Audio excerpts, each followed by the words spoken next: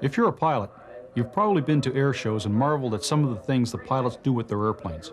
From the ground, it all looks so easy, but it's not. It's hard work. A tight, safe, professional air show requires meticulous planning, first-rate airmanship, constant situational awareness, escape routes if things should go wrong, and a high regard for the safety of the pilots and the people watching the air show. In short, air shows require complete professionalism. How does that differ from what we do? After all, few of us will ever fly in an air show or put our airplanes through those kinds of paces. Well, in fact, it shouldn't be different. Every flight, even a short hop around the patch, requires the same professionalism demanded of airshow pilots. Let's look at some of the actions that mark a pilot as a professional.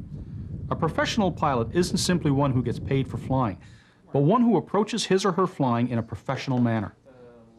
A lot of these actions we take for granted, but if we don't do them, we're not being professional in our approach. All flights begin with a plan. That doesn't just mean filing a flight plan or notification.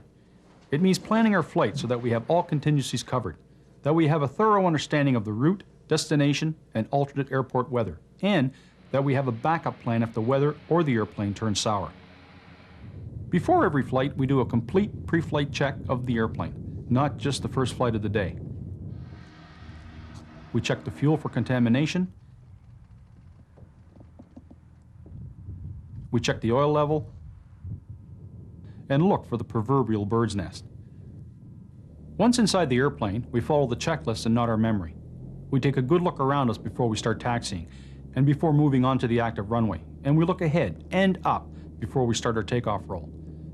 An airplane taking off at one end of a runway while another is landing at the other end has happened before.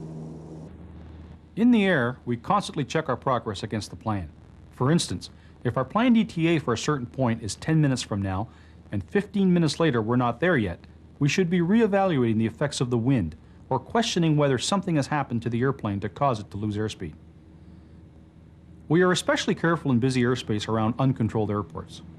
We always broadcast our intentions on the appropriate radio frequency, and we keep a good watch for other traffic, and not just in the air.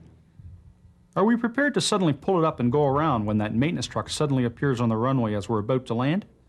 What we're talking about here is situational awareness.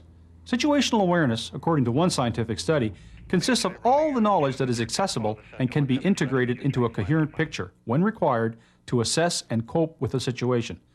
Pilots must maintain situational awareness in order to make sound judgments and decisions.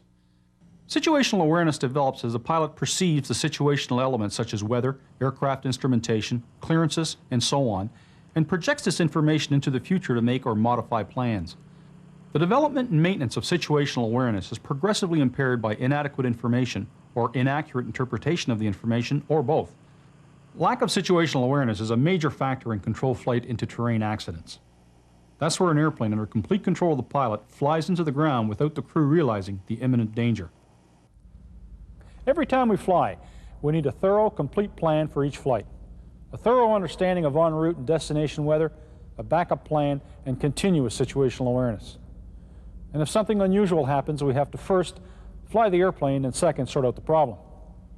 We should not attempt step 2 without first completing step 1. I'm Mike Dweron, inviting you to return next week to fly with us through the Overcast.